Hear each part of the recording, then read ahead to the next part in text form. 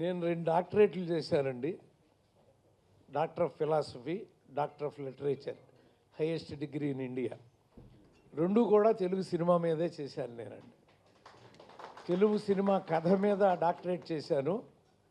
Telugu cinema అంటే కేవలం వినోదం, ఎంటర్టైన్మెంట్ కోసమే కాదు, అది విజ్ఞానం కోసం కూడా అనే ఒక్క మాట కోసం 806 పేజీల తెలుగు సినిమా కథ సామాజిక దృష్టి అని డాక్టర్ ఆఫ్ లిటరేచర్ డిగ్రీని నేను సంపాదించుకున్నానండి. విచిత్రం ఏంటంటే నేను 6 గ్రంథాలు రాశాను, 6 సినిమా మీదే రాశాను.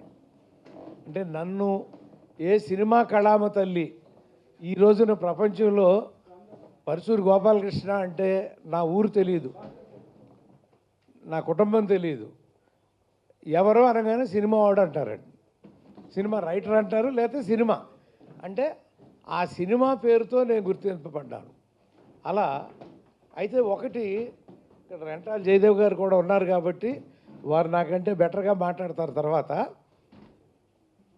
మనం ఈ 6వ తారీఖున ఇది చేస్తున్నాము, కానీ అంటే రికార్డెడ్గా కాకుండా కాళిదాసు అని ఒక సినిమా అక్టోబర్ 31, 1931వ తారీఖున రిలీజ్ అయింది.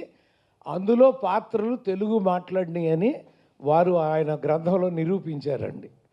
కాబట్టి మనం ఊరికే మనం ఫిబ్రవరి 6 చేసుకుంటున్నా కూడా అక్టోబర్ 31వ తారీఖున కూడా ఏదో ఒక రోజున జరపటం లేదా వారిని తలుచుకోవటం కనీసం అంటే ఎందుకంటే ఆ పెద్దల్ని మనం గౌరవించుకున్నట్టుగా అవుతుందండి. అందులో ఎల్వి ప్రసాద్ గారు కూడా ఉన్నారు, అందులో గోపి గారు వేదిక మీదకి రావాలి. అలా సినిమా అనేది కేవలం వినోదం కోసమే కాదు, విజ్ఞానం కోసం కూడా అని నిరూపించిన మహానుభావులు వాళ్ళందరూ కూడా వాళ్ళ పేర్లు చెప్పుకుంటూ వెళితే గంట సేపు నేనే మాట్లాడతానండి. 806 పేజీల్లో 10 పేజీలు చాలు నాకు గంట మాట్లాడటానికి.